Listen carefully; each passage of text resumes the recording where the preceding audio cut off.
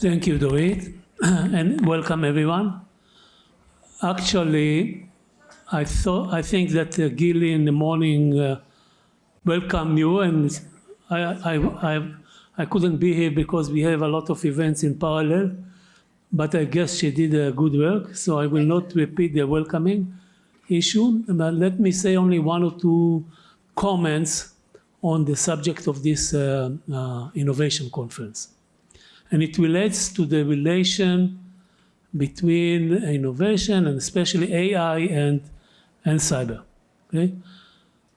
We all know that we started building the Israeli ecosystem for cyber some 15 years ago, more or less, I mean heavily. We had roots also 40 years ago, but heavily, some 15 years ago, and we succeeded, and this is history. Now, in the last 5 years or so, we all talk about AI, and I listened to the previous two panels here. They all ask questions about the relation between the two. There is one trivial connection between the two, and that is you can use AI for increasing your cybersecurity. This is obvious. We did it in a large scale as a state, starting 11, almost 12 years ago, after Snowden affair. We put machine learning computers to look at the traffic of messages in the network, and in order to identify or to learn, it's machine learning capability, to learn what is normal behavior of a message in the network and what is abnormal in the sense that the message is carrying some malware, without the need to decrypt the message, go to the content, and violate privacy and citizens' rights, or at least to minimize it. You filter out only those messages that behave abnormally. It took some years. The bad guys understood that we do it, and they put their own machine learning capability on the other side to learn how our algorithms distinguish between normal behavior and abnormal behavior in order to deceive our algorithms. This is what I call a trivial connection.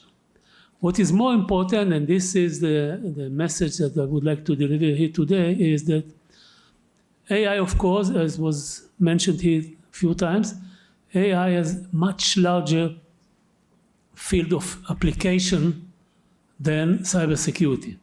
Cybersecurity is limited to one mission.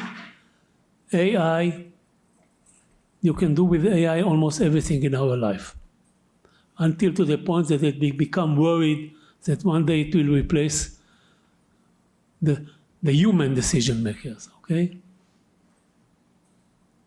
Still, what we tend to forget is this doesn't mean that the future is investing more in AI, and there is a new king now, not the cyber king, but the AI king, and we should all divert all our efforts to this because it's almost the contrary. The more successful AI will be in unrelated, in areas which are not related to cybersecurity, let's say AI in healthcare, or AI in scientific research, or AI in any other field. The more success AI will have, the bigger will be the dependence of society on communication between humans and computers. It's obvious.